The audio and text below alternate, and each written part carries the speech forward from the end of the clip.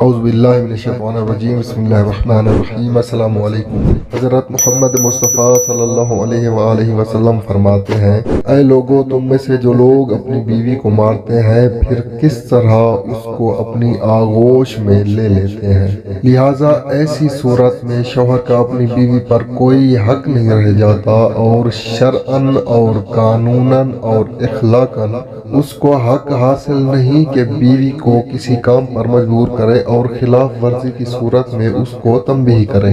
اور مارے پیٹے۔ مثلاً بیوی شرعی طور پر ذمہ دار ہی نہیں ہے کہ گھر کے کام کو انجام دے، مثلاً گھر کی صفائی کرنا، کھانا پکانا، برتن دھونا، کپڑے دھونا، بچوں کی دیکھ بھال کرنا، سلائی بنائی کرنا اور اس قسم کے دوسرے گھریلو کاموں کو انجام دینا عورت پر شرعی اعتبار سے واجب نہیں ہے۔ حالانکہ عورتیں نہایت ہی شوق سے اور دلچسپی سے گھر کے کاموں کو انجام دیتی ہیں اور اس سلسلے میں کوئی حرف شکایت زبان پر نہیں لاتی، لیکن یہ سب ان کے اوپر واجب نہیں ہے اور شوہر کو بھی چاہیے کہ ان کاموں کی انجام دہی پر اپنی بیوی کا شکریہ ادا کرے، اس کی قدردانی کرے اور اظہار تشکر کے ذریعے اس کی ہمت افزائی کرے۔ لیکن اگر وہ بعض کاموں کو انجام نہ دے یا اچھی طرح نہ کرے تو مرد کو یہ حق نہیں پہنچتا کہ بیوی کو تنبیہ و سرزنش کرے اور خدا نخواستہ اسے مارے یا پیٹے۔ اسلام نے صرف اسی صورت میں تنبیہ کو جائز قرار دیا ہے جہاں پر شوہر کا حق ضائع ہو رہا ہو، اور اس کی دو صورتیں بنتی ہیں۔ پہلی صورت یہ ہے کہ مرد کو شرعی اور قانونی طور پر حق حاصل ہے کہ اپنی بیوی سے جنسی تعلقات قائم کرے اور اپنی خواہشات کے مطابق اس سے لذت حاصل کرے، اور بیوی کی یہ قانونی اور شرعی ذمہ داری ہے کہ شوہر کی جنسی خواہشات کی تکمیل کرے اور اپنے آپ کو اس کے اختیار میں دے دے۔ اگر بیوی جنسی خواہشات کی تکمیل سے دریغ نہیں کرتی تو کوئی مشکل پیدا نہیں ہوگی۔ اگر مرد کو جنسی خواہش کی انجام دہی سے روکے تو ایسی صورت میں بہتر ہے کہ مرد پہلے تو بے حد محبت و نرمی سے سمجھائے، بلکہ اس کو تحفے تحائف دے کر اس کا دل اپنے ہاتھ میں لے لے۔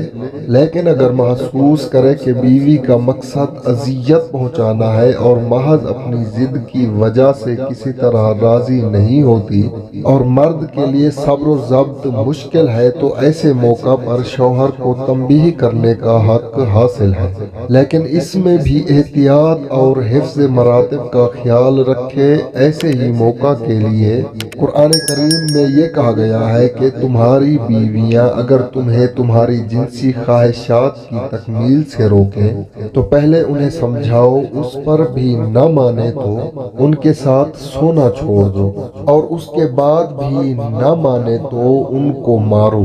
مگر اس طرح سے کہ خون نہ نکلے اور کوئی عفو نہ ٹوٹے۔ بس اگر وہ تمہاری بات مان جائیں تب ان پر ظلم کرنا جائز نہیں، خدا تو سب سے بزرگ و برتر ہے۔ جیسا کہ آپ نے ملاحظہ فرمایا کہ خداوند متعال نے اس آیہ شریفہ میں شوہر کو اجازت دی ہے کہ اگر تمہاری بیوی تمہارے جائز مطالبات پورے نہ کرے، یعنی تمہیں جنسی تسکین بہم نہ پہنچائے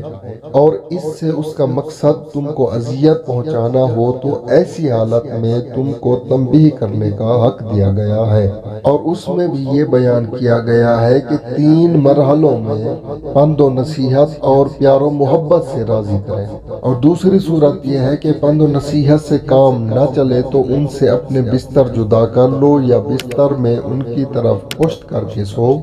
اور اس طرح اپنی ناراضگی اور غصے کا اظہار کرو۔ اور تیسری صورت یہ ہے کہ اگر یہ عمل بھی مؤثر ثابت نہ ہو اور بیوی اسی طرح اپنی ضد پر قائم رہے